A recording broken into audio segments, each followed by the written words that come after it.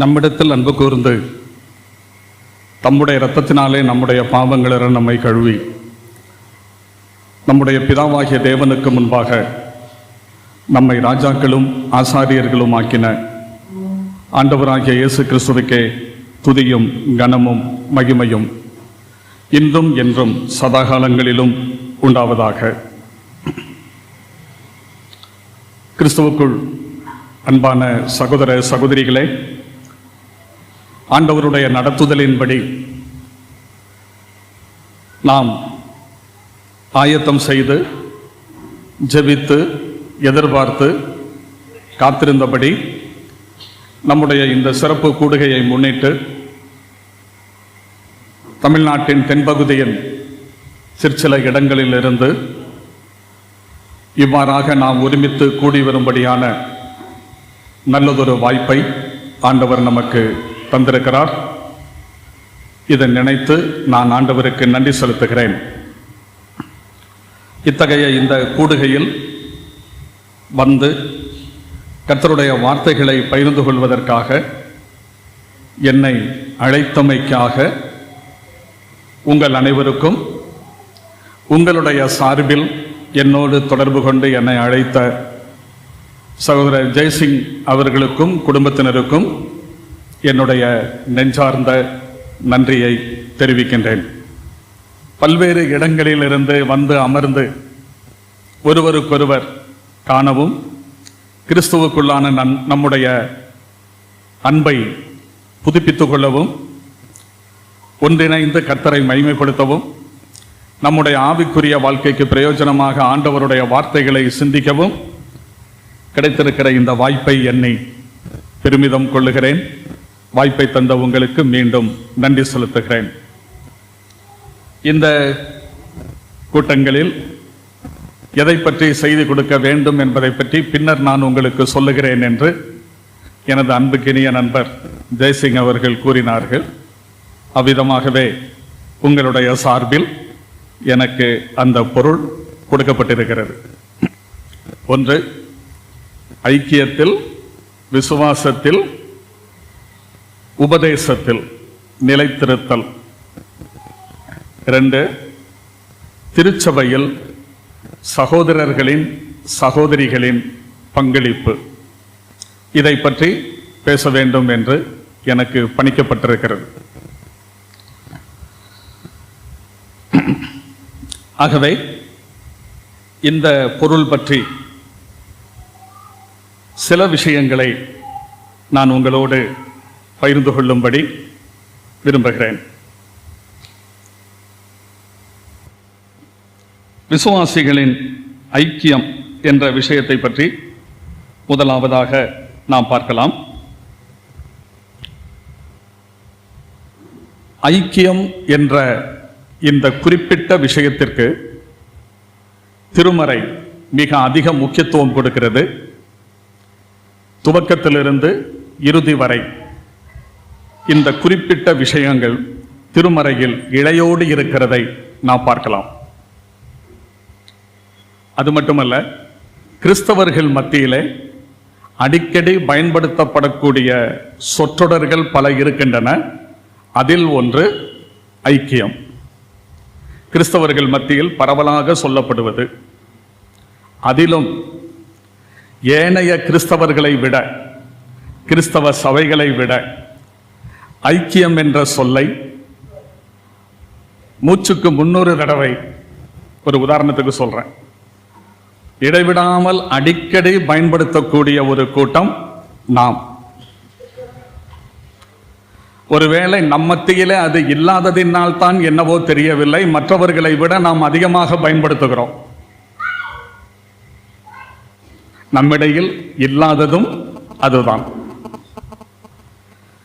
ஆகவே இந்த தலைப்பை தெரிந்தெடுத்திருப்பதே நாம் இந்த விஷயத்தில் குறைவுபட்டிருக்கிறோம் என்பதை உணர்த்தி காட்டுகிறது. இதனுடைய பல்வேறு அம்சங்களை பற்றி விரிவாக பேச இந்த ஒரு தலைப்பு மட்டும் கொடுத்திருந்தாலே இந்த கூட்டங்கள் முழுவதிலும் அதை பற்றி பல்வேறு கோணங்களில் சந்து பொந்தெல்லாம் நுழைந்து ஆராய்ந்து அதை பற்றி நான் பேசியிருக்கலாம். ஆனால் ஒன்றுக்கும் மேற்பட்ட விஷயங்கள் சொல்ல இருக்கிறதினாலே அவசியம் தெரிந்து கொள்ள வேண்டிய குறிப்புகளை மட்டும் நான் உங்களுக்கு சுட்டி காண்பிக்கும்படி விரும்புகிறேன். கடவுள் மனிதனை படைத்த பொழுது ஆதாமை தன்னோடு ஐக்கியமாய் இருக்கும்படியான இயல்புடையவனாகவே படைத்தார். ஆமாவா இல்லையா? தேவனுக்கும் மனிதனுக்கும் சுமூகமான ஒரு உறவு இருந்தது, நல்ல ஐக்கியம் இருந்தது.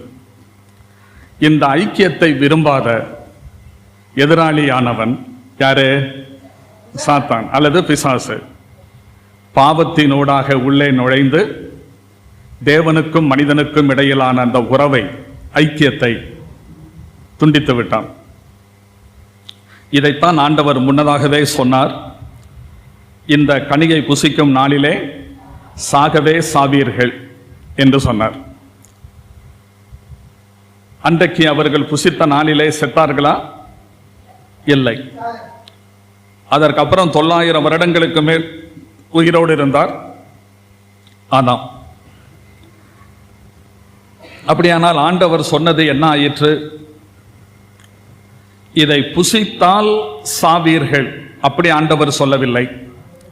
புசித்தால் சாவீர்கள், புசித்தால் சாகவே சாவீர்கள் அப்படின்னு சொல்லியிருந்தா புசித்த உடனே சாகணும்னு இல்லை, அது எப்பனாலும் செத்துக்கலாம் இல்லையா?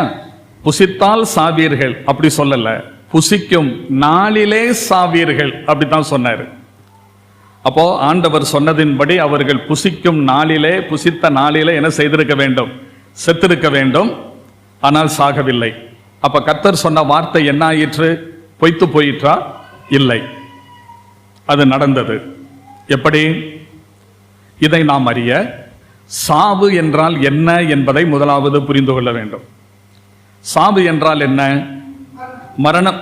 பரவாயில்ல, ரொம்ப நல்லா சொல்றேன். சாவு என்றால் என்னன்னு கேட்டா மரணமா, மரணம் என்றால் என்னன்னு கேட்டா சாவா. ரொம்ப நகைச்சுவையாக இருக்கிறது. சரி, ரைட். அப்போ சாவு என்றால் என்ன அப்படின்னு சொன்னா, உறவுகள் துண்டிக்கப்படுவதே மரணம் அப்படின்னு சொல்லலாம். மரணம் என்றால் என்ன? உறவுகள் துண்டிக்கப்படுவதே மரணம். உலகத்தில் நாம் வாழ்கின்ற வாழ்நாட்காலத்தில் பல உறவுகள் நமக்கு இருக்கின்றன.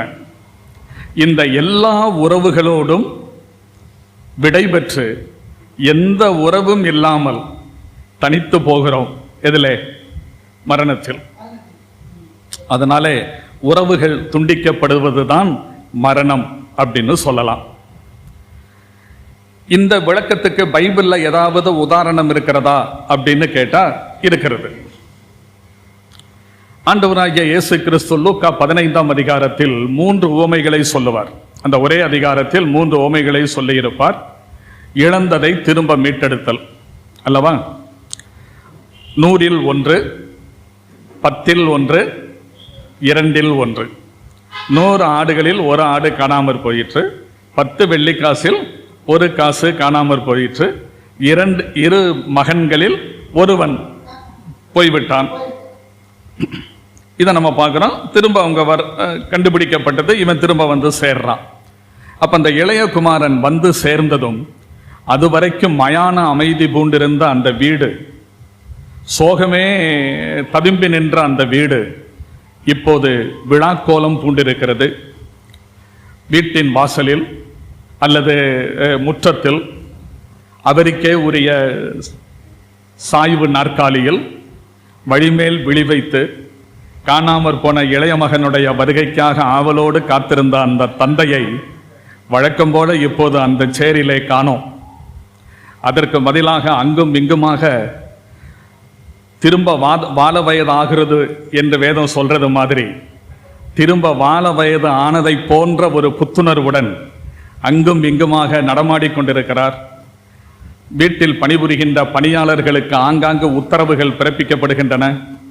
அந்த தோரணங்களை நன்றாக கட்டுங்கள், சிவப்பு கம்பளத்தை நன்றாக விரியுங்கள், அந்த வாசல்களை எல்லாம் சுத்தம் செய்யுங்கள், மருமகனை வரவேற்பதற்கான ஆவண ஏற்பாடுகள் செய்யுங்கள் என்றெல்லாம் உத்தரவுகளை பிறப்பித்துக் கொண்டு அந்த தந்தை அங்கும் இங்குமாக உலவிக் கொண்டிருக்கிறார். அண்டை அருகில் இருப்போர் புருவத்தை உயர்த்துகிறார்கள்.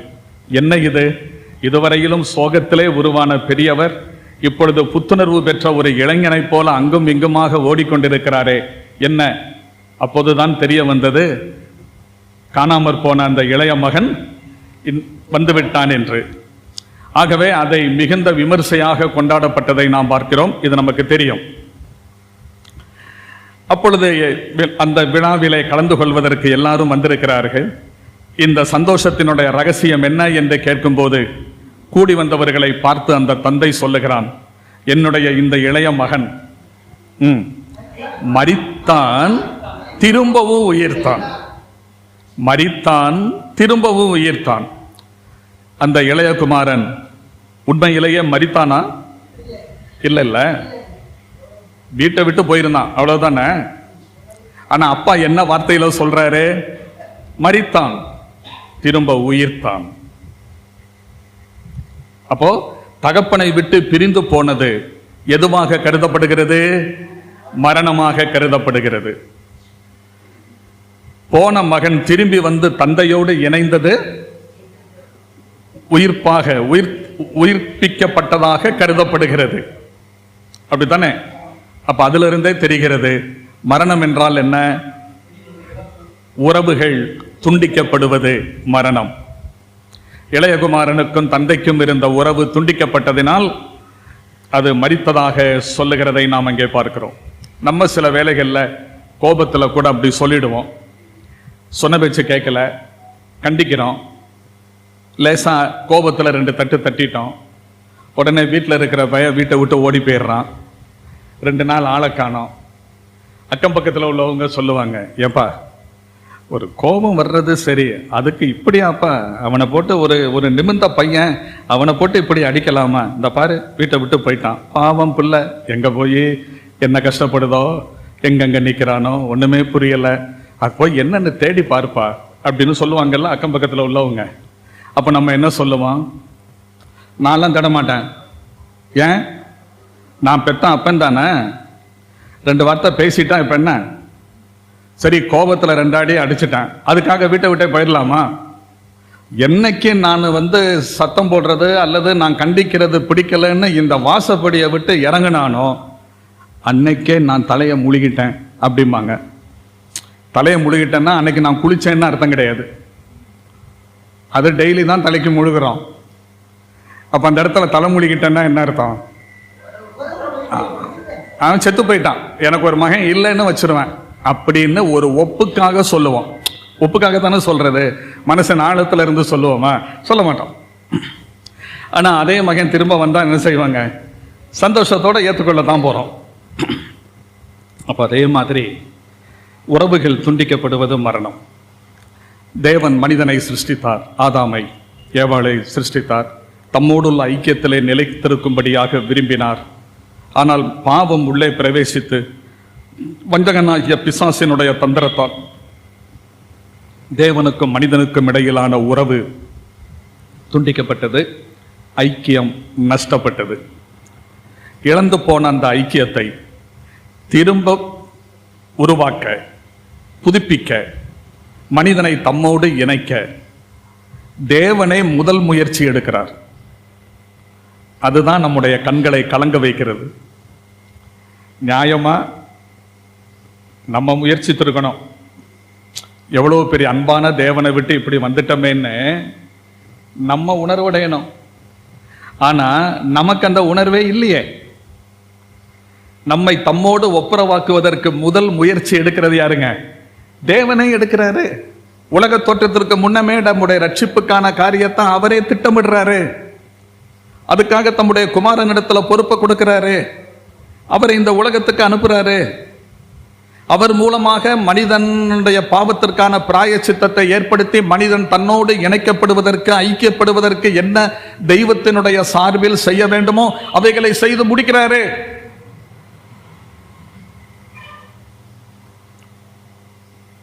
ஆகவே இழந்து போன ஐக்கியம் கர்த்தராகிய இயேசு கிறிஸ்துவின் மூலமாக மீண்டும் என்ன செய்யப்படுகிறது?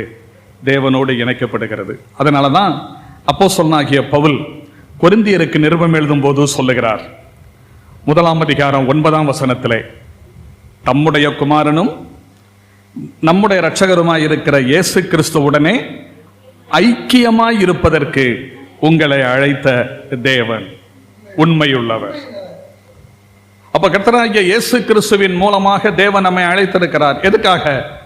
அவரோடு ஐக்கியமாய் இருக்கும்படி. அப்ப ஐக்கியம் எவ்வளவு முக்கியம் என்பதை நாம் புரிந்து கொள்ளுகிறோம். 2, ஐக்கியம் எந்த அளவு மனிதனோடு உள்ள ஐக்கியத்தை, தமக்கும் மனிதனுக்கும் இருக்கக்கூடிய அந்த ஐக்கியத்தை தேவன் எவ்வளவு நேசிக்கிறார், அந்த ஐக்கியத்தை எவ்வளவாய் விரும்புகிறார், அதற்கு எவ்வளவு முக்கியத்துவம் கொடுக்கிறார் என்பதற்கான முதல் காரணம் இப்போது நான் சொன்னேன். அவரே அதற்கான திட்டத்தை வகுக்கிறார், எல்லா ஏற்பாடுகளும் செய்து நம்மை தம்மோடு ஒப்புரவாக்கினார். 2வதாக, மாம்சத்தில் வெளிப்பட்ட கர்த்தராகிய இயேசு கிறிஸ்து இந்த பூமியிலே வாழ்ந்த பொழுது தன்னுடைய வாழ்க்கையில ஜெபத்திற்கு அதிக முக்கியத்துவம் கொடுத்தார். அதை நாம் வேதத்திலே பார்க்க முடியும். அவர் செய்த எல்லா ஜெபங்களும் வேதத்தில் எழுதப்படவில்லை. சில ஜெபங்கள் சுருக்கமாக சொல்லப்பட்டிருக்கிறது, மிக சுருக்கமாக. ஆனால் அவருடைய ஜெபங்களில் ஒரு ஜெபம் மிக விரிவாக எழுதப்பட்டிருக்கிறது. யோவான் 17 அதிகாரத்தில். அந்த 17 அதிகாரத்தில் அவர் அநேக விஷயங்களுக்காக ஜெபிக்கிறார். அதிலே ஒரு குறிப்பு வரும், தந்தையே, பிதாவே, நாம் ஒன்றாய் இருக்கிறது போல இவர்களும் ஒன்றாய் இருக்கும்படி வேண்டுதல் செய்கிறேன். மாம்சத்தில் வெளிப்பட்ட கர்த்தராகிய இயேசு கிறிஸ்துவினுடைய இதயத்தின் ஏக்கம், அவருடைய எதிர்பார்ப்பு, ஆசை, அவருடைய பிள்ளைகள் ஒருவருக்கொருவர் ஐக்கியமாய் இருக்க வேண்டும், ஒன்றாக இருக்க வேண்டும் என்பது. அது மட்டுமல்ல, திருச்சபைக்கு எழுதப்பட்டிருக்கிற உபதேசங்கள் அடங்கின 21 நிருபங்கள் இருக்கின்றன, ரோமரிலிருந்து யூதா வரை. அதை அப்போஸ்தல உபதேசம் அப்படின்னு சொல்லலாம். அப்போஸ்தல உபதேசம் அப்படின்னு சொல்லும்போது பொதுவாகவே நிறைய பேர் நம்ம என்ன நினைக்கிறோம் அப்படின்னா, அப்போஸ்தலர் 2 அதிகாரம் 42 முதல் உள்ள சில வசனங்களில் சொல்லி இருக்கிறது அல்லவா, அதை நாம் அப்போஸ்தலருடைய உபதேசம் அப்படின்னு சொல்லுவோம். ஒரு அர்த்தத்தில் அது சரி. ஆனால் அப்போஸ்தலருடைய உபதேசம் அது மட்டுமல்ல. அப்போஸ்தலருடைய உபதேசம் அனைத்தும் நிருபங்களின் மூலமாக எழுதப்பட்டிருக்கிறது. ஆகவே 21 நிருபங்களின் மூலமாக திருச்சபைக்கு கொடுக்கப்பட்டிருக்கிற போதனைகள் அனைத்துமே என்னதுதாங்க? அப்போஸ்தல உபதேசம் தான். அந்த உபதேசத்தில் ஐக்கியத்தை மிக முக்கியப்படுத்தி பல வேத பகுதிகள் வலியுறுத்தி கூறுகிறதை நாம் காண முடியும். ஆகவே ஐக்கியம் என்பது தேவனுடைய பார்வையில் முக்கியத்துவம் வாய்ந்ததாக இருக்கிறது, விலையேற பெற்றதாக இருக்கிறது என்பதற்கான சான்றுகளாக இதை நான் உங்களுக்கு சொன்னேன். இப்ப சொல்லுங்க, ஐக்கியத்தினுடைய முக்கியத்துவம் என்ன? தேவனே அதற்கான திட்டம், முதல் முயற்சி எடுத்தார், திட்டம் வகுத்தார், அது நிறைவேற்றி முடித்தார். 2, மாம்சத்தில் வெளிப்பட்ட இயேசு கிறிஸ்துவினுடைய ஏக்கமும் ஜெபமும் அதுவாக இருந்தது. 3, புதிய ஏற்பாட்டில் திருச்சபைக்கு தரப்பட்டுள்ள அப்போஸ்தலர்களுடைய உபதேசங்கள் அடங்கின நிருபங்களில் அநேக பகுதிகளில் பரிசுத்தவான்களுடைய ஐக்கியம் முக்கியப்படுத்தப்பட்டிருக்கிறது. அதனால் ஐக்கியம் என்பது மிக முக்கியத்துவம் வாய்ந்த ஒன்றாக இருக்கிறது என்பதை நாம் காணலாம். சரி, அடுத்ததாக நான் சொல்ல விரும்புகிற இன்னொரு விஷயம், நாம் ரட்சிக்கப்படும் போது நாம் சிலவற்றை அல்லது பல ஆசீர்வாதங்களை, நன்மைகளை நம்முடைய வாழ்க்கையில நம்ம பெற்றுக்கொள்றோம். நம்ம ரட்சிக்கப்படும் போது அப்படின்னு சொல்லலாம், ரட்சிக்கப்படுவதினால் அப்படின்னு சொல்லலாம். அப்படி என்னென்ன நம்ம பெற்றோம்? நம்ம ரட்சிக்கப்பட்ட போது என்னென்ன நமக்கு கிடைச்சிருக்கு?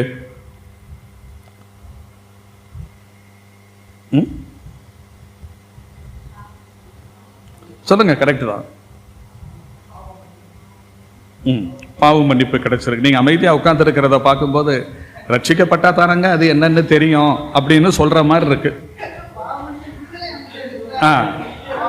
பாவ மன்னிப்பு கிடைக்கிறது, இழந்து போன தேவ உறவை மீண்டும் பெற்றுக்கொள்றோம், நித்திய ஜீவனை பெற்றுக்கொள்றோம், பரலோக குடியுரிமையை பெறுறோம், அப்படித்தானே? அவருடைய பிள்ளைகள் என்ற அந்தஸ்தை பெறுறோம். பரிசுத்த ஆவியானவரை நமக்கு முத்திரையாக, அச்சாரமாக, அபிஷேகமாக பெற்றிருக்கிறோம். ரைட்டு. பரலோகத்தில் நமக்கு அழியாததும் மாசற்றதும் வாடாததுமான சுதந்திரம் வைக்கப்பட்டிருக்கிறது. கிருபாசனத்தண்டை நெருங்கி சேரும்படியான சாக்கியம் பெற்றிருக்கிறது. இது நானே பேசாம உட்கார்ந்துடலாம் போலியே.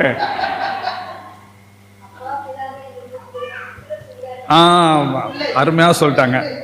புத்திர சுவிகாரத்தை ஆண்டவர் நமக்கு என்ன செஞ்சிருக்கிறாரு, தந்திருக்கிறார். இன்னும் சொன்னா சொல்லிக்கிட்டே போலாம், அதோட நிறுத்திக்கிடுவோம். இந்த மாதிரி நிறைய விஷயங்கள் நமக்கு கிடைச்சிருக்கின்றன, அப்படித்தானங்க? இதே மாதிரி தேவனுக்கும் சிலது கிடைச்சிருக்கு. நம்ம எப்படி ரட்சிக்கப்படும் போது நமக்கு இதெல்லாம் கிடைச்சிருக்கோ, அதே மாதிரி நாம் ரட்சிக்கப்பட்டதின் மூலமாக, ரட்சிக்கப்படுவதின் மூலமாக தேவன் சிலவற்றை பெற்றுக் கொண்டிருக்கிறார். அவருக்கு என்னங்க தேவை வந்திருக்கு, அவர் என்னத்தை பெற்றுக்கொண்டிருக்கிறாரு அப்படின்னு இப்ப நீங்க அப்படியே புருவத்தை அந்த என்ன சொல்றது, நெத்திய சுருக்கிறது தெரியுது. நம்ம பெற்றுக்கொண்டிருக்கிறோம், சரி, அவர் என்னத்தை பெற்றிருப்பாரு சொல்றேன். நம்முடைய பிதாவாகிய தேவனுக்கு நித்தியத்திலேயே ஒரு ஆசை. என்ன தெரியுமா? அவர் எபேசியர்ல வாசிக்கிற 3ஆம் அதிகாரத்துல 13வது வசனம் நினைக்கிறேன், அதுல சொல்லப்பட்டிருக்கிறது, பரலோகத்திலும் பூலோகத்திலும் உள்ள முழு குடும்பத்திற்கும் நாமகாரணராக இருக்கிறார். அப்படித்தானங்க? பரலோகத்திலும் பூலோகத்திலுமாக இருக்கக்கூடிய முழு குடும்பத்துக்கும் நாமகாரணராக இருக்கிறார். சரி, அப்போ அந்த தெய்வீக குடும்பத்துல பிதாவாகிய தேவனுக்கு ஒரு குமாரன் உண்டு. அவர் தான் யாரு? ஆண்டவராகிய இயேசு கிறிஸ்து. இப்ப தேவனுக்கு என்ன ஆசை, அவருடைய திட்டம் என்னன்னா, அவருடைய ஒரே குமாரனை மூத்த குமாரனாக மாற்றி பார்க்கணும் அப்படின்னு அவருக்கு ஆசை. இதெல்லாம் அந்த கண்ணோட்டத்துல நம்ம வேதத்தை படிக்கும் போது ஆச்சரியமா இருக்கும். ஒரே மகனை எப்படி மூத்த மகனாக்குறது? அடுத்த பிள்ளைங்க வந்துட்டா ஒரே மகன் யாராயிடுவாரு? மூத்தவனா ஆயிடுவான், அப்படித்தானே? பூமியில உங்களுக்கு எத்தனை பிள்ளைங்க இருக்கு? ஒரே பையன் தாங்க, அல்லது ஒரே பொண்ணு, ஒரே பிள்ளை அப்படின்னு சொல்லுவோம். அடுத்து ஒன்னோ ரெண்டோ பிறந்தாச்சுன்னா எத்தனை பிள்ளைங்க? 3 ஆயிருது. அப்ப அது மூத்த பிள்ளை ஆயிருது. ஒரே பிள்ளையா இருந்தது மூத்த பிள்ளை ஆயிடுது. அப்ப பிதாவாகிய தேவனுக்கு மனசுல விருப்பம், ஏன்னா அவர் தம்முடைய குமாரனை அதிகமா நேசிக்கிறார், அவரை ரொம்ப கனப்படுத்துறார். ஆகையினால பிதாவுக்கு தம்முடைய குமாரனை, ஒரே பேரான குமாரனை, அப்படித்தானே பைபிள் சொல்லுது, அந்த ஒரே பேரான குமாரனை மூத்த குமாரனாக மாற்றி பார்க்கணும், அந்த அந்தஸ்துல அவரை வைக்கணும், அவர் கனப்படுத்தப்படுறத பார்க்கணும் அப்படின்னு அவருக்கு ஆசை. அப்ப இந்த ஆசை நிறைவேறணும்னா வேற பிள்ளைகள் வேணும். அந்த பிள்ளைகளை மீட்டு ரட்சிக்கிறதுக்காக தம்முடைய குமாரனை இந்த உலகத்துக்கு அனுப்பினார். அவர் மூலமாக நம்மை மீட்டு கொண்டார். இப்ப நம்ம யார் ஆயிட்டோம்? அவருடைய பிள்ளைகள் ஆயிட்டோம். அவருடைய பிள்ளைகள் மட்டும் இல்ல, ரோமர்ல வாசிக்கிறது மாதிரி நாம் பிள்ளைகளானால் சுதந்திரருமாமே, கிறிஸ்துவுக்குள் உடன் சுதந்திரருமாய் இருக்கிறோம், அப்படிதானே சொல்லியிருக்கு. அவர் நம்முடைய மூத்த சகோதரனாக இருக்கிறார். யாரே? ஆண்டவர். இப்ப ஒரே பேரான குமாரன் மூத்த குமாரன் ஆயிட்டார். அப்ப தேவனுடைய அந்த நீண்ட நாள் திட்டம் கைகூடி வந்திருக்க, நம்ம ரட்சிக்கப்பட்டு வந்த போது, அப்போ திருத்துவ தேவனில் பிதா பெற்றிருக்கிற அவருடைய திட்டம் நிறைவேறின ஒரு காரியம் இது. அடுத்து குமாரன், நம்ம ரட்சிக்கப்பட்டதின் மூலமாக குமாரனும் அவரும் பெற்றுக்கொண்டிருக்கிற விஷயங்கள் இருக்கிறது பல. அதில் ஒன்று, நம்மை மீட்டு ரட்சிக்க அவருக்கு ஒரு சரீரம் தேவை. யாருக்கு? இயேசு கிறிஸ்துவுக்கு ஒரு சரீரம் தேவை. அவர் இந்த பூமிக்கு வரணும்னா, பிறக்கணும்னா, வாழணும்னா, அப்புறம் சிலுவையில் மரித்து அடக்கம் பண்ணப்பட்டு வீழ்த்தணும்னா அவருக்கு ஒரு சரீரம் தேவை.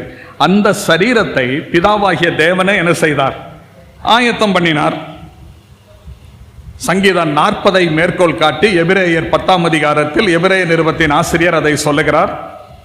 நீர் எனக்கு ஒரு சரீரத்தை ஆயத்தம் பண்ணினீர். அந்த சரீரத்தில் கர்த்தராகிய இயேசு கிறிஸ்து நம்முடைய மீட்புக்கான திட்டத்தை நிறைவேற்றி முடித்து நம்மை தேவனோடு என்ன செய்தார்? ஒப்புரவாக்கினார். மீட்பின் திட்டத்தை நிறைவேற்றி முடித்தார். பூலோக வாழ்க்கையை முடித்துக்கொண்டு பரலோகத்திற்கு போய்விட்டார். ஆனால் அவர் விட்டு போன அந்த வேலையை இப்ப மறுபடியும் பூமியில என்ன செய்யணும்? தொடரணும். அப்படித்தானங்க? சுவிசேஷம் எங்கும் சுவிசேஷமயமாக்கணும், ஆத்துமாக்களை கொண்டு வந்து சேர்க்கணும், தேவனுடைய திட்டத்தை நிறைவேற்றணும். அப்போ இது தேவன் இன்றும் கிரியை செய்கிறார். கிறிஸ்து இன்றைக்கும் கிரியை செய்கிறார். அவர் கிரியை செய்வதற்கு அவருக்கு ஒரு சரீரம் தேவை. மீண்டும் அப்படி ஒரு சரீரம் கிடைத்தது பெந்தெகோஸ்தே நாளில் பரிசுத்த ஆவியானவரின் வருகையோடு கூட. யூதர்களில் ஒட்டுமொத்த மனித இனத்தையும் பைபிள் 3ஆக பிரிக்கிறது. 1 கொரிந்தியர் 10ஆம் அதிகாரம் கடைசி வசனத்தில் பவுல் கொரிந்தியருக்கு எழுதும் போது சொல்லுவார், நீங்களும் யூதருக்கும் கிரேக்கருக்கும் தேவனுடைய சபைக்கும் இடரலற்றவர்களாயிருங்கள். ஒட்டுமொத்த மனித சமுதாயம் 3ஆக பிரிக்கப்படுகிறது. யூதர்கள், கிரேக்கர்கள், தேவனுடைய சபை. யூதர்கள் அப்படின்னா அது இஸ்ரவேலர், உங்களுக்கு தெரியும். கிரேக்கர் அப்படின்னா புறஜாதிகள்னு அர்த்தம். கிரேக்க நாட்டை சார்ந்தவர்கள் அப்படி அர்த்தம் கிடையாது. கிரேக்கர்கள் என்றால் அந்த இடத்தில் புறஜாதிகள், யூதர்கள் அல்லாத ஏனைய இனம் முழுவதையும் குறிக்கக்கூடிய பதப்பிரயோகம் அது, சொல்.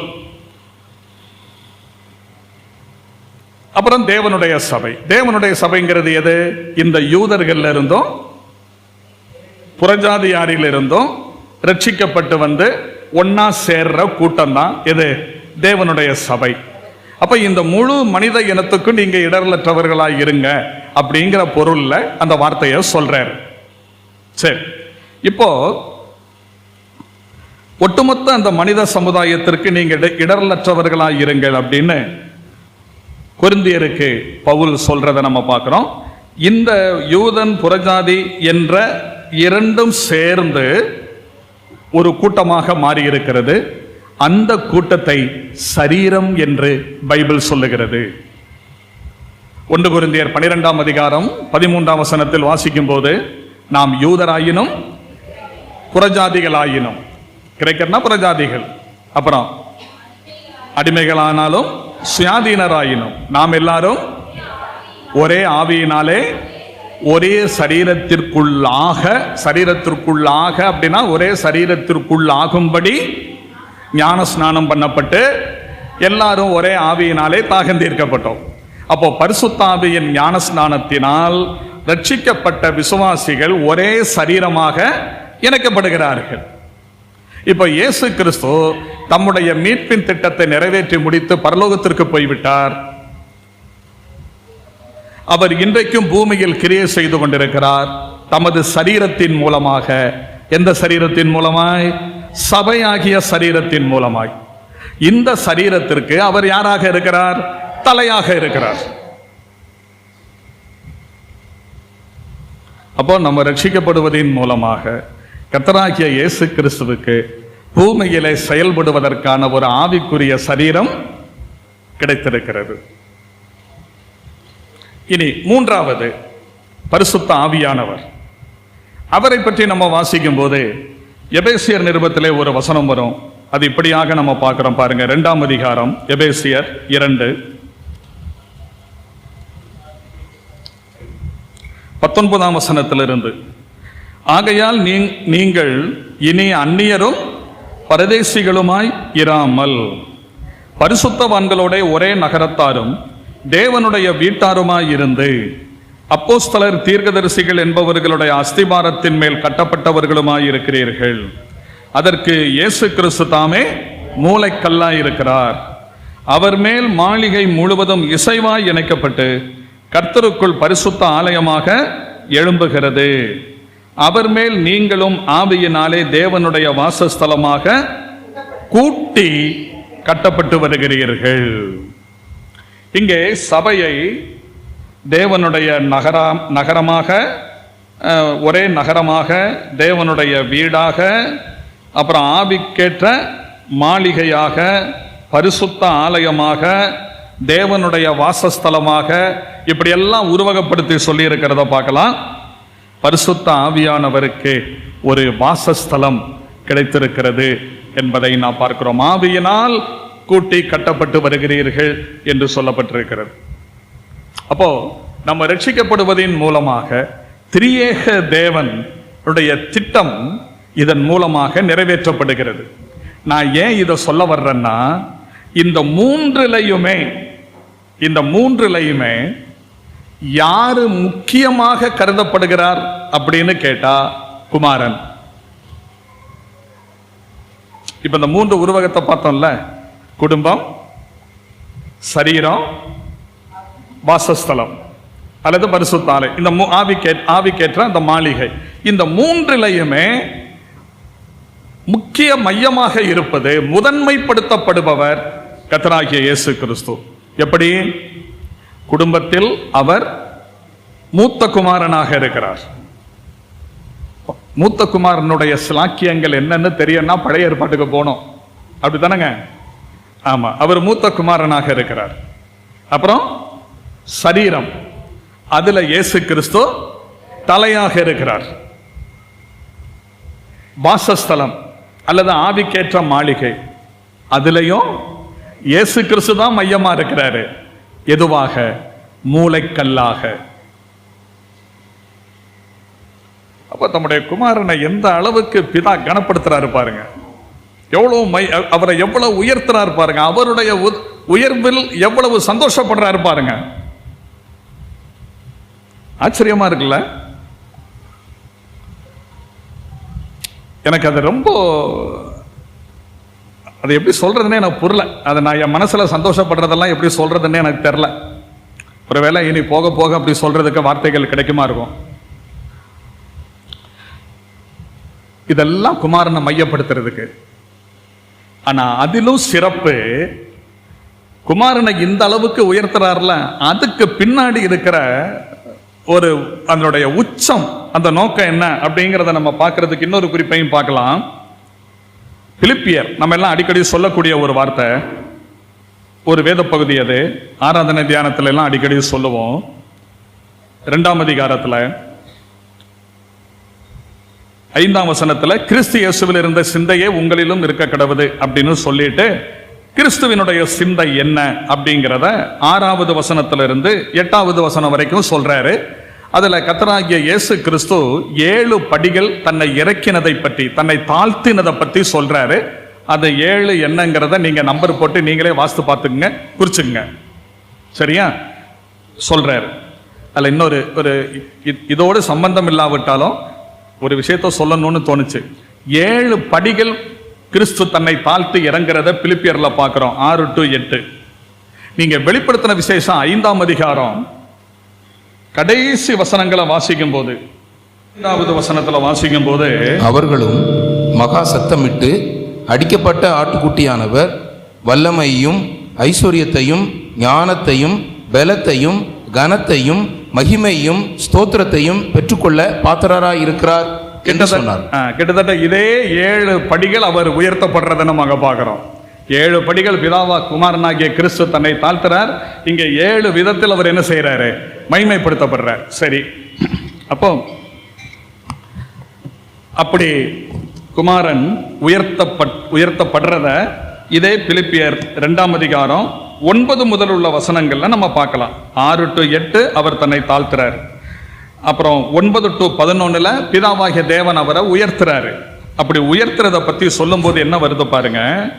ஆதலால் தேவன் எல்லாவற்றுக்கும் மேலாக அவரை உயர்த்தி இயேசுவின் நாமத்தில் வானோர் பூதலத்தோர் பூமியின் கீழானோருடைய முழங்கால் யாவும் முடங்கும்படிக்கும் பிதாவாகிய தேவனுக்கு மகிமையாக இயேசு கிறிஸ்து கர்த்தரென்று நாவுகள் யாவும் அறிக்கை பண்ணும்படிக்கும் எல்லா நாமத்திற்கும் மேலான நாமத்தை அவருக்கு தந்தரலினார். அப்போ எல்லாவற்றுக்கும் மேலாக குமாரனை உயர்த்தி உலகத்திலும் இருக்கிற அத்துணை பேருடைய முழங்காலும் அவருக்கு முன்பாக முழங்காற்படியிட்டு நாவுகள் யாவும் அவரை அறிக்கை பண்ணும்படிக்கு அளவுக்கு அவரை உயர்த்துகிறாரே.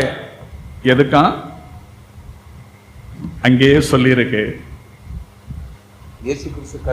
பிதாவாகிய தேவனுக்கு மகிமை உண்டாக. அப்படித்தானங்க? பிதாவாகிய தேவனுக்கு மகிமை உண்டாக.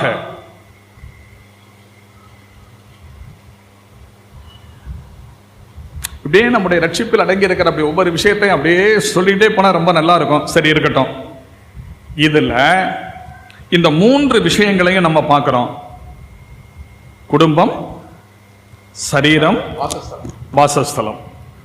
இந்த 3லும் இயேசு கிறிஸ்து முதன்மைப்படுத்தப்பட்டிருக்கிறார் அப்படிங்கிறத பார்த்தோம். இந்த 3லையுமே ஒரு விஷயம் ரொம்ப தெளிவா தெரியுது, ஐக்கியம்.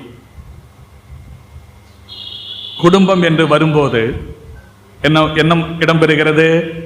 ஐக்கியம். சரீரம் என்று வரும்போது அங்கும் எது இடம்பெறுகிறது? ஐக்கியம். வாசஸ்தலம் என்று வரும்போது அங்கேயும் ஐக்கியம். அங்க எப்படி ஐக்கியம் சொல்ல முடியும்? எல்லாம் ஒன்னோடு வந்து இணைக்கப்பட்டிருக்கின்றன, இசைவாய் இணைக்கப்பட்டிருக்கின்றன.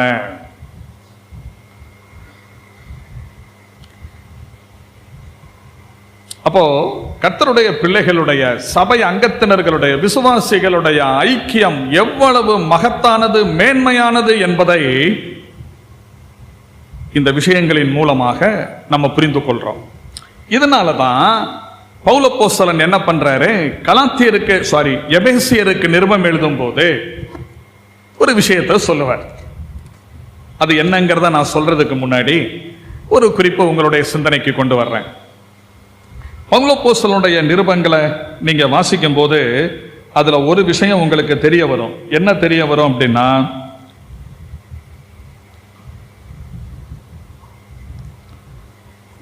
அந்த நிருபத்தினுடைய முதற் பகுதி உபதேசத்தை பற்றி பேசுவார். நிருபத்தினுடைய அடுத்த பகுதி உபதேசத்திற்கு ஏற்ப எப்படி வாழணும் அப்படிங்கிறத நடைமுறை வாழ்க்கைக்கான அறிவுரைகளை சொல்லுவார். இதை பவுலப்போஸ்தலனுடைய நிருபங்கள்ல நம்ம பார்க்கலாம்.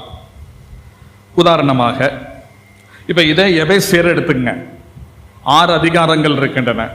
முதல் 3 அதிகாரங்கள் உபதேசம். அதில் நீங்க பார்த்தீங்கன்னா நம்முடைய ரட்சிப்புல ஆண்டவர் என்னென்ன செஞ்சாரு, நம்ம எப்படி இருந்தோம், இப்ப எப்படி இருக்கிறோம் அப்படிங்கிறதெல்லாம் அழகா சொல்லியிருக்கோம். நீங்க அதை செய்யுங்க, இதை செய்யுங்க, அப்படி இருங்க, இப்படி இருங்க அப்படின்னு கட்டளையாக சொல்லப்படுகிற விஷயங்களை நம்ம ரொம்ப அதிகம் அதில் பார்க்க முடியாது. ஆனா 4ஆம் அதிகாரம் 4, 5, 6 இந்த 3 அதிகாரங்கள்ல வாசிக்கும் போது முழுக்க முழுக்க நீங்க இப்படி இருக்கணும், நீங்க இப்படி நடந்துக்கணும், நீங்க அப்படி செய்யணும், நீங்க இப்படி பேசணும், நீங்க இப்படி பேசக்கூடாது அப்படின்னு கட்டளையாக சொல்லப்படுற விஷயங்களை பார்க்கலாம். அப்போ முதல் 3 அதிகாரங்கள் உபதேசம், பிந்தின 3 அதிகாரங்கள் அந்த உபதேசத்திற்கு ஏற்ற வாழ்க்கை எப்படிங்கிறத விவரிச்சு காட்டுறார். இதே முறையை அவர் தம்முடைய நிருபங்கள்ல கடைப்பிடிப்பார். ரோமர் நிருபத்தை எடுத்துங்க. முதல் 11 அதிகாரங்கள் உபதேசம் சார்ந்த விஷயங்கள் இடம்பெறுகின்றன. அதுல இடையில அங்கங்க சில கட்டளைகளும் சொல்லியிருப்பார். குறிப்பா 6ஆம் அதிகாரத்தெல்லாம் நீங்க பாத்தீங்கன்னா கட்டளையாக சில விஷயங்களை சொல்றார். ஆனா 12ஆம் அதிகாரத்திலிருந்து 16ஆம் அதிகாரம் வரை வாசிக்கும் போது நடைமுறை வாழ்க்கைக்கான ஆலோசனைகளை அதிகமாக வாரி வழங்கி இருக்கிறார் ரோமர் நிருபத்திலே. கலாத்தியர் நிருபத்தை நீங்கள் வாசிக்கும் போது அதில் 6 அதிகாரங்கள் இருக்கின்றன. அதனுடைய அமைப்பு எப்படி என்றால், முதல் 2 அதிகாரங்கள், கலாத்தியர் முதல் 2 அதிகாரங்களிலே தான் சொல்ல போகின்ற சத்தியத்தை மெய்ப்பிப்பதற்கு தம்முடைய சொந்த அனுபவத்தை முதலாவதாக விவரிக்கிறார். கலாத்தியர் 1-2 அதிகாரங்களில் தான் ஒரு உபதேசத்தை சொல்ல போறாரு, சத்தியத்தை சொல்ல போறாரு. அந்த சத்தியத்தை விளக்குறதுக்கு முன்னாடி தன்னுடைய சொந்த அனுபவத்தை விளக்கி காட்டுறார். அதை சொல்லிட்டு அப்புறம் அந்த உபதேசத்தை கொண்டு வர்றார். அப்போ உபதேசமும் வாழ்க்கையும் இணைஞ்சிருக்குங்கிறதும், உபதேசம் நம்முடைய வாழ்க்கையின் மூலமாக நிரூபிக்கப்பட வேண்டும் என்பதையும் அதன் மூலமாக நம்ம புரிந்து கொள்றோம். அப்புறம் 3-4 அதிகாரங்களில் உபதேசங்களை பற்றி சொல்றார். கலாத்தியர்ல சொந்த அனுபவத்தை பத்தி சொல்றாரு முதல் 2 அதிகாரங்கள். அப்புறம் 3-4 அதிகாரங்கள்ல நம்ம வாசிக்கும் போது அவர் சொல்லவிருக்கிற உபதேசத்தை அதனுடைய உச்சம் தொட்டு பேசுவார். பேசி முடிச்சுட்டு 5-6 அதிகாரங்கள்ல நடைமுறை வாழ்க்கைக்கான ஆலோசனைகளை சொல்லுவார். இது பவுல் அப்போஸ்தலனுடைய அந்த எழுத்து நடை. அது அந்த மெத்தடை தான் கடைபிடிக்கிறார். அதே மாதிரி தான் கொலோசையர்ல நீங்க பாத்தீங்கன்னா 4 அதிகாரங்கள் இருக்கின்றன. முதல் 2 அதிகாரங்கள் உபதேசம், 3-4 அதிகாரங்கள் உபதேசம் சார்ந்த வாழ்க்கை எப்படி இருக்கணும் அப்படிங்கிறத விவரிச்சு காட்டுறார். அப்ப அதுல இருந்தே ஒரு விஷயம் தெரியுது, உபதேசமும் வாழ்க்கையும் சமமா போகணும்.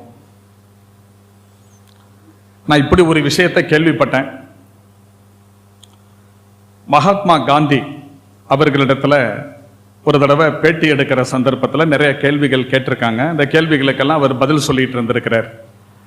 அப்போ ஒரு கேள்வி கேட்டிருக்காங்க. கேள்விகளுக்கு இடையில இப்படி ஒரு கேள்வி, அது என்ன அப்படின்னா, கிறிஸ்தவர்களை பற்றி நீங்க என்ன நினைக்கிறீங்க அப்படின்னு கேட்டிருக்காங்க.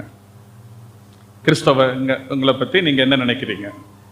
அப்ப அவர் சொன்னாராம், ரொம்ப கேட்ட உடனே கொஞ்சம் கூட யோசிக்காம சர்வசாதாரணமா அப்படியே சொல்லியிருக்காரு. என்ன சொன்னாராம், அசாதாரணமானவைகளை பேசுகிற சாதாரணமானவர்கள். எப்படி கிறிஸ்தவங்களை பத்தி என்ன நினைக்கிறீங்கன்னு கேட்டதுக்கு அவருடைய டெபினிஷன் என்னவா, அசாதாரணமானவைகளை பேசுகிற சாதாரணமானவர்கள். அப்படின்னா என்ன அர்த்தம்? வாய்ச்சொல் வீரர்கள். நம்ம நம்ம நம்ம பாஷையில சொல்ல போனா, அப்படி இல்லைன்னா வாயிலையே பட சொல்றவங்களா, அதுதான் வாய்ச்சொல் வீரர்கள். ஆனா என்ன இருக்காது, வாழ்க்கை இருக்காது, நடைமுறை இருக்காது. அப்படிங்கிற மாதிரி தானே இருக்கு. இதையே மாத்தணும். இந்த மாதிரி சொல்றதுக்கு என்ன செய்யக்கூடாது, இடம் கொடுக்க கூடாது. நம்ம எப்படி என்ன பேசுறாங்களோ அதற்கேற்றார் போல வாழ்றாங்க, நடக்கிறாங்க. அப்படிங்கிற பேரு தானே நம்ம வாங்கணும். ஆமாவா இல்லையா? அப்ப இதெல்லாம் நம்ம ஒரு சவாலா எடுத்துக்கணும்ல.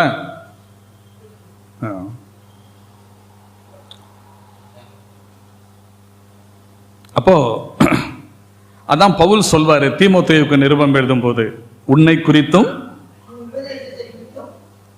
எச்சரிக்கையாயிரு. பாத்தீங்களா? ஃபர்ஸ்ட் நீ, அதுக்கப்புறம் உன்னுடைய உபதேசம்.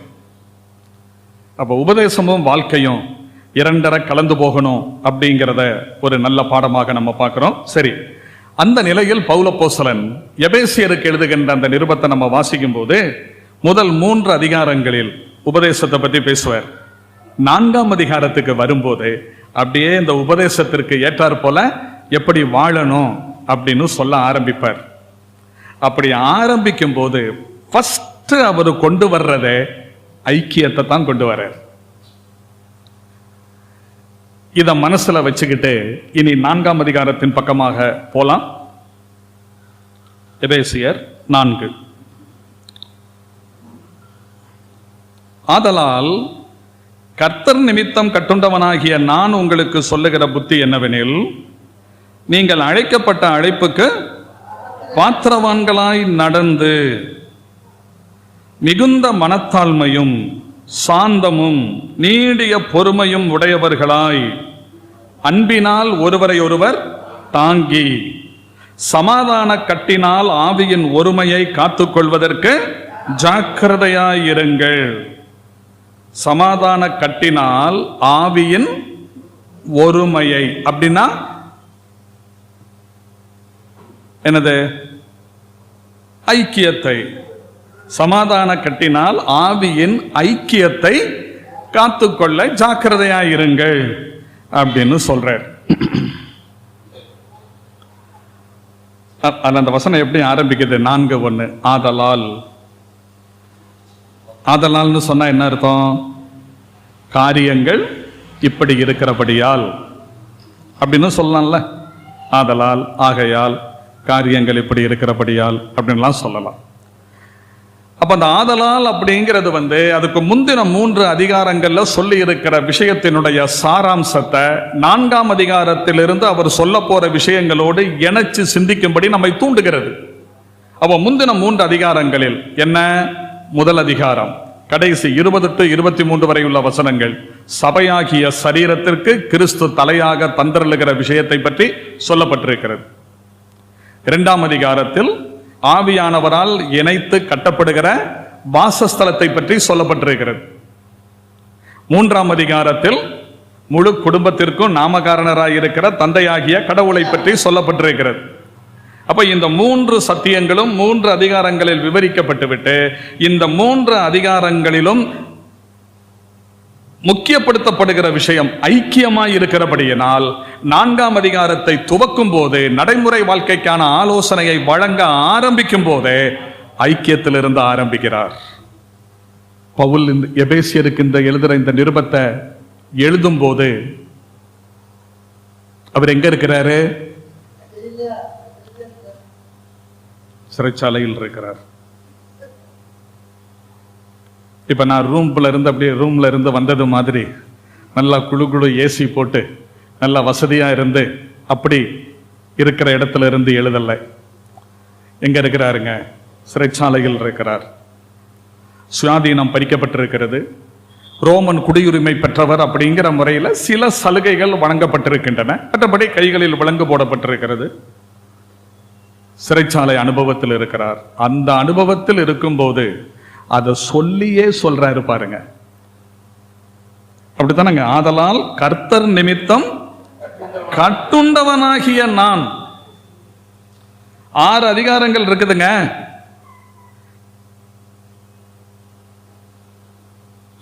பெரும்பாலான வசனங்களில் தன்னுடைய ஜெயில் அனுபவத்தை பத்தி அவர் சொல்லல, சொல்ல மாட்டாரு, சொல்ல விரும்பவும் மாட்டார். நமக்கு கூட 2 தடவை தும்மல் வந்துருச்சுன்னா உடனே ஜப குறிப்பு அனுப்பிடுறோம்ல எல்லாருக்கும். அந்த மாதிரி எல்லாம் விசுவாசிகளுடைய அனுதாபத்தை சம்பாதிக்கக்கூடிய யாதொரு முயற்சியிலையும் பவுல் அப்போஸ்தலன் ஈடுபட்டது கிடையாது. கத்தா இருக்கிறார். அப்படி எந்த காலத்திலும் ஒரு தேவ ஊழியர் இப்படித்தான் இருக்கணுங்கிறதுக்கு நல்ல மாதிரியாக இருக்கிறார். நான் நீங்க மூப்பர்கள் பேசினா கூட ஊழியக்காரங்க கோச்சுக்கிடுவாங்க. நான் ஊழியக்காரராக இருக்கிறதுனால தைரியமா பேசலாம்னு நினைக்கிறேன். அப்படி இருக்கணும். அப்படின்னா யாருக்கு முன்னாடி என்ன செய்ய வேண்டியதில்லை, பயப்பட வேண்டியதில்லை, தலைவணங்க வேண்டியதில்லை, கூனி குறுகி நிற்க வேண்டியதில்லை. எக்காலத்தில் நமக்கு ஒரு நல்ல ரோல் மாடலா இருக்கிறார் பவுல் அப்போஸ்தலன். தன்னுடைய நான் ஜெயிலில் இருக்கிறேன், எனக்காக அப்படி ஜெபம் பண்ணுங்க, இப்படி செய்யுங்க, எனக்கு அப்படி பண்ணுது, இப்படி பண்ணுதெல்லாம் ஒண்ணுமே சொல்லலை. கர்த்தருக்கு தெரியும் எல்லாம் அப்படின்னு கர்த்தர் மேல பாரத்தை வச்சுட்டு பேசாம இருக்கிறார். ஆனா அப்படிப்பட்ட தன்னுடைய சிறைவாச அனுபவத்தை ரொம்ப சொல்ல விரும்பாத, விசுவாசிகளுடைய அனுதாபத்தை சம்பாதிக்க விரும்பாத பவுல் இந்த எபேசியர் 3:1 சொல்லுவாரு. கட்டப்பட்டிருக்கிறத பத்தி வருதா? இது நிமித்தம் பவுலாகிய நான் புறஜாதியாராயிருக்கிற உங்கள் பொருட்டு கிறிஸ்து இயேசுவின் நிமித்தம் கட்டுண்டவனாயிருக்கிறேன். மற்ற இடங்கள்ல சொல்லாம இந்த இடத்துல சொல்றதுக்கு காரணம், அந்த அதிகாரத்துல சொல்ல போற விஷயம் அவ்வளவு ஆழமான விஷயம், மிக விசேஷமான சத்தியம், யாருக்கும் வெளிப்படுத்தப்படாத, பழைய ஏற்பாட்டு காலத்தில் மறைக்கப்பட்டிருந்த, புதிய ஏற்பாட்டு காலத்தில் வெளிப்படுத்தப்பட்ட அந்த தெய்வீக சத்தியங்கள் தனக்கு வெளிப்படுத்தப்பட்டதா சொல்றாரு. அதை அறிவிக்கும் போது கட்டுண்டவனாயிருக்கிற நான் என்று குறிப்பிடுகிறார். அப்ப அந்த சத்தியத்தினுடைய கௌரவத்தை உணர்த்துவதற்கு கட்டப்பட்டிருக்கிற அனுபவத்தை கூறுகிறார். அதே போல 4ஆம் அதிகாரம் 1 வசனத்தில் ஐக்கியத்தை பற்றி அறிவுரை சொல்ல ஆரம்பிக்கும் போது, நடைமுறை வாழ்க்கைக்கானது ஒட்டுமொத்தமாக 4 to 6 வரை, அதுல முதன்மையானது ஐக்கியம். இதை சொல்ல ஆரம்பிக்கும் போதே கர்த்தர் நிமித்தம் கட்டுண்டவனாகிய நான் உங்களுக்கு சொல்லுகிற புத்தி என்னவெனில் அப்படிங்கிறார். அப்போ சிறைச்சாலையில் இருக்கும் போதும் அந்த மகானுடைய இதயத்தில் கொழுந்து விட்டு எரிந்த அக்னி என்னது? ஐக்கியம். ஐக்கியம்.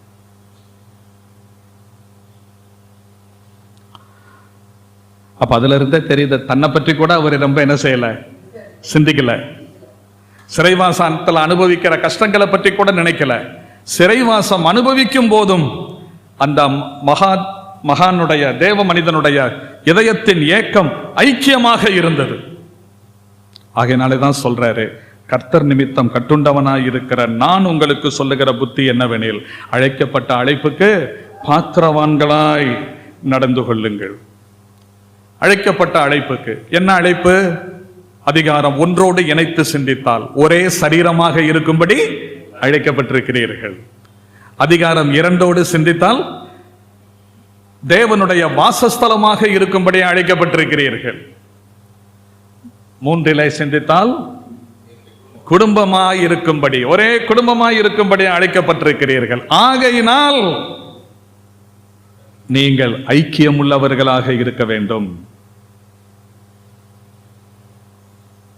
அந்த ஐக்கியத்தை பற்றி சொல்லும் போது பவுல் இங்க ஒரு வார்த்தை பயன்படுத்துவார். அந்த பாருங்க, மிகுந்த 2ஆம் வசனத்திலிருந்து, மிகுந்த மனத்தாழ்மையும் சாந்தமும் நீடிய பொறுமையும் உடையவர்களாய் அன்பினால் ஒருவரை ஒருவர் தாங்கி சமாதான கட்டினால் ஆவியின் ஒருமையை, அதுக்கு என்ன சொன்னேன்? ஆவியின் ஐக்கியத்தை, அதான அர்த்தம். ஆவியின் ஐக்கியத்தை காத்துக்கொள்வதற்கு ஜாக்கிரதையாய் இருங்கள். இந்த வார்த்தையை நீங்க கவனிக்கணும். இதெல்லாம் உள்ளவங்களாய் இருந்து ஆவியின் ஒருமையை ஏற்படுத்துங்கள், ஆவியின் ஒருமையை உருவாக்குங்கள். அப்படி சொல்லவில்லை. என்ன சொல்லியிருக்கு? காத்துக்கொள்ளுங்கள் தான் சொல்றார். ஆவியின் ஒருமையை ஏற்படுத்துங்கள், ஆவியின் ஒருமையை உருவாக்குங்கள். அப்படி சொல்லல, காத்துக்கொள்ளுங்கள்னு சொல்றாரு. அப்ப அதுல இருந்து என்ன தெரியுது? ஐக்கியத்தை உருவாக்கக்கூடிய பொறுப்பை ஆண்டவர் நமக்கு கொடுக்கல.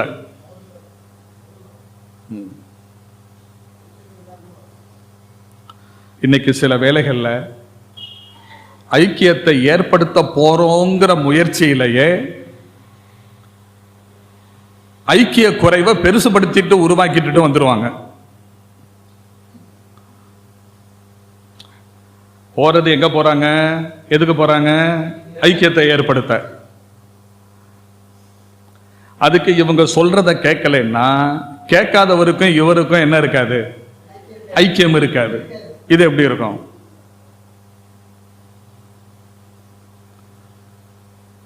அதெல்லாம் ஆண்டவர் ரொம்ப ஞானமா செஞ்சு ஐக்கியத்தை உருவாக்குங்கள்னு சொல்லல, ஐக்கியத்தை ஏற்படுத்துங்கன்னு சொல்லல, மாறாக ஐக்கியத்தை காத்துக்கொள்ளுங்க. காத்துக்கொள்ள வேண்டிய பொறுப்பு தான் நமக்கு கொடுத்திருக்குது, ஆண்டவர் கொடுத்திருக்கிறாரு. உருவாக்குனது, ஏற்படுத்தினது அது யாருங்க? தேவன். தேவன். ஒரு சின்ன உதாரணத்தின் மூலமா சொல்றேன். ஐக்கியம்னு சொல்லும் போது 2 விதத்தில் உள்ள ஐக்கியம் இருக்கு.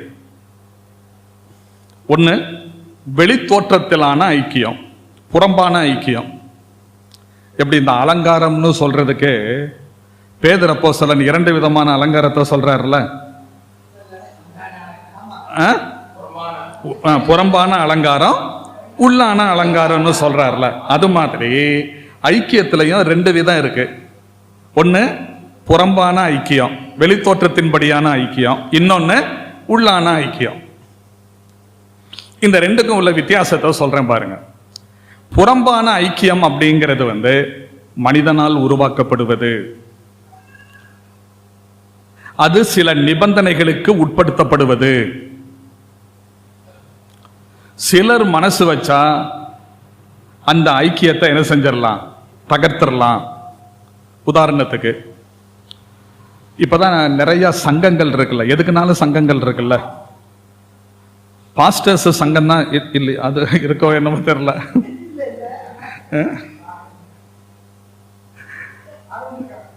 என்னங்க இருக்கா? இருக்கு. அப்ப நிறைய சங்கங்கள், இப்ப தொழிலாளர் சங்கம் இருக்குது, போக்குவரத்து ஊழியர்களுடைய சங்கம் இருக்குது, அப்புறம் மின்சார தொழிலாளர்களுடைய சங்கம் இருக்கு. அப்படி ஒவ்வொன்றுக்கும் ஒவ்வொரு விதமான சங்கங்கள், சிறுசோ பெருசோ எந்த பதவியில் இருக்கிறவங்களுக்கும் சங்கங்கள் இருக்கு. அப்ப இந்த சங்கங்களை பற்றி அந்த சிந்தனை ஆரம்பத்தில் ஒரு சிலருடைய மைண்ட்ல அது மனசுல அது வரும். அதுக்கப்புறம் சிலருக்கு அதை ஆலோசனை பண்ணுவாங்க. சரி, நம்ம இப்படி ஒரு சங்கத்தை என்ன செய்வோம், உருவாக்குவோம். நாளைக்கு ஏதாவது ஒன்று கவர்மெண்ட்டை நம்ம வந்து அப்ரோச் பண்ணணும், ஒரு காரியம் சாதிக்கணும், தனியாக போய் நிற்கிறத விட இப்படி ஒரு சங்கமாக போய் நின்னோம்னா நமக்கு ஏதாவது கொஞ்சம் திரும்பி பார்ப்பாங்க அப்படிலாம் நினைச்சு அப்படி ஒரு சங்கத்தை ஆரம்பிக்கிறாங்கன்னு வச்சுங்க. அப்போ அந்த ஒரு சங்கம் ஒன்று ஆரம்பிக்கும் போது அதுக்கு ஒரு தலைவர் இருப்பார், உபதலைவர் இருப்பார், அப்புறம் ஒரு செயலாளர் இருப்பார், அப்புறம் ஒரு இணை செயலாளரோ துணை செயலாளரோ இருப்பார், அப்புறம் வந்து ஒரு பொருளாளர் இருப்பார், அப்புறம் இணை பொருளாளர் அல்லது துணை பொருளாளர் இருப்பார், அப்புறம் அப்படியே ஒவ்வொருத்தங்களாம் இருப்பாங்க. அப்புறம் அதில் வந்து அதுக்குன்னு சில சட்டத்திட்டங்கள், இந்த சங்கத்தினுடைய விதிமுறைகள் அப்படின்னு முதல்ல அந்த சட்டத்திட்டம் போட்டுருவாங்க. 1, 2, 3ன்னு அந்த சட்டங்கள் எழுதி இருப்பாங்க. அப்புறம் பைலா இருக்கும். அதான் இந்த இது கட்டடம் கட்டுமான தொழிலாளர்களுடைய சங்கம் இருக்குல்லங்க, இருக்கு இருக்கு இருக்கு இருக்கு. அப்போ அப்புறம் குறைந்தது ஒரு உறுப்பினர் 2 மாசம் ஒரு தடவை கூடுவாங்களா? 1 மாசத்துக்கு ஒரு தடவை, இல்லைன்னா 2 மாசத்துக்கு 3 மாசம் அப்படி கூடுவாங்கன்னு வச்சுங்க. இது தொடர்ந்து 2 கூட்டங்களில் உறுப்பினர் கலந்து கொள்ள தவறினால் அவர் இந்த சங்கத்தின் உறுப்பினர் பதவியிலிருந்து நீக்கப்படுவார் அப்படின்னு எழுதி வச்சிருப்பாங்க. அதே மாதிரி ஒவ்வொரு சட்டம் வச்சிருப்பாங்க. தொடர்ந்து இத்தனை வருடத்திற்கு இவர் சந்தா செலுத்தாமல் இருந்தால் இந்த உறுப்பினர் பதவி இழந்து போவார் அப்படின்லாம் வச்சிருப்பாங்க. இதுவும் ஒரு ஐக்கியம் தானே. ஆனா கீரியும் பாம்புமா இருப்பாங்க, எலியும் பூனையுமா இருப்பாங்க. ஒரு நிபந்தனையின் அடிப்படையில், சட்டத்தின் அடிப்படையில், சில ஒழுங்குமுறையின் அடிப்படையில் ஒன்னா சேர்ந்திருப்பாங்க. இவரை அவருக்கு பிடிக்காது, அவரை இவருக்கு பிடிக்காது, இவர் எந்த நேரத்தில் அவருக்கு வேட்டு வைப்பாருன்னு இவருக்கு தெரியாது, அவர் எந்த நேரத்தில் இவருக்கு சேர உருவாருன்னு இவருக்கு தெரியாது. ஆனா இது ஒரு மரத்தை எடுத்துக்கங்க, வேர்ல இருந்து வருது, கிளைகள் விரியுது, இலைகள் இருக்குது, மலர்கள் இருக்கின்றன, காய்கள் இருக்கின்றன, கனிகள் இருக்கின்றன. இதெல்லாமே ஒன்னோடு ஒன்று இணைஞ்சிருக்கு. இது எதன் அடிப்படையில் உருவாக்கப்பட்டது? சிலர் சேர்ந்து உருவாக்குனதா? இல்லை, கடவுளாலேயே அது என்ன செய்யப்பட்டிருக்கிறது, படைக்கப்பட்டிருக்கிறது. அது வந்து ஒரு ஜீவனோடு அது சம்பந்தப்பட்ட என்ன செஞ்சிருக்குதுங்க, இணைஞ்சிருக்கு. நம்முடைய சரீரமும் அப்படித்தான். சரீரத்தின் அவயவங்கள் எல்லாம் தலையோடு இணைந்திருக்கிறது.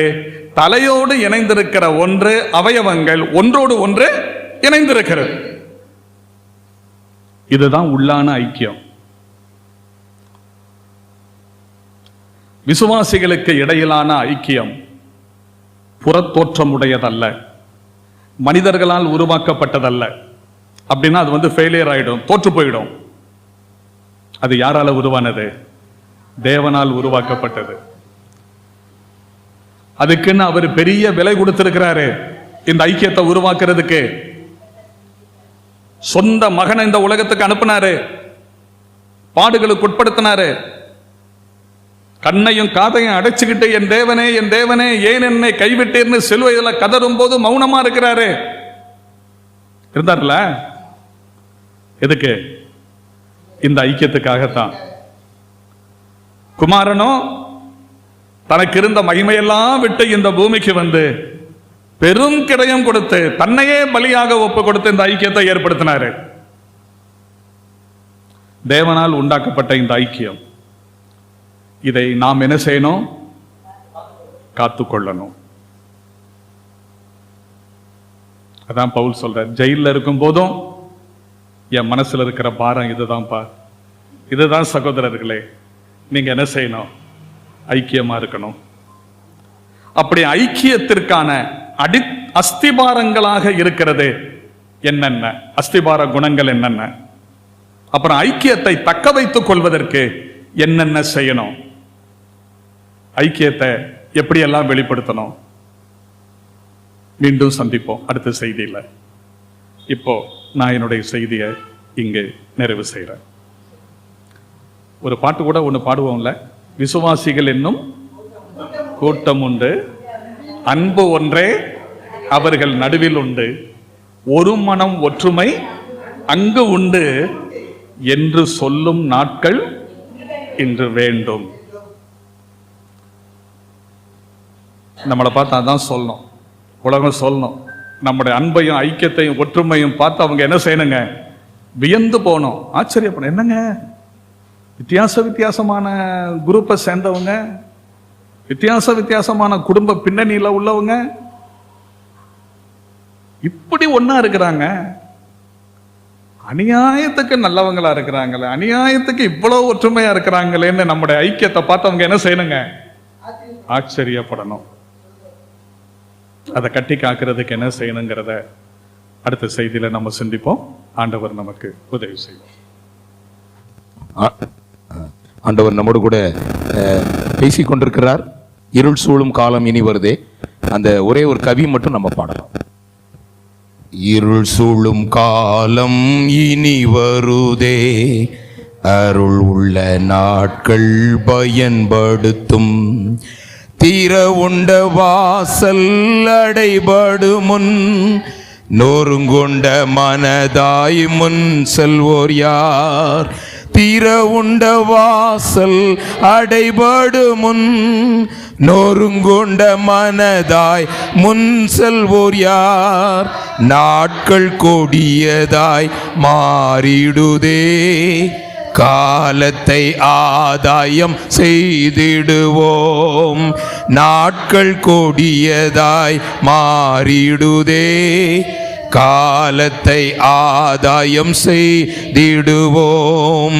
விசுவாசிகள் என்னும் கூட்டமுண்டு, அன்பு ஒன்றே அவர் நடுவில் உண்டு, ஒரு மனம் ஒற்றுமை அங்கு உண்டு என்று சொல்லும் நாட்கள் இன்று வேண்டும், தீர உண்ட வாசல் அடைபடு முன், நொறுங்குண்ட மனதாய் முன் செல்வோர் யார், நாட்கள் கொடியதாய் மாறிடுதே, காலத்தை ஆதாயம் செய்திடுவோம், நாட்கள் கொடியதாய் மாறிடுதே, காலத்தை ஆதாயம் செய்திடுவோம்.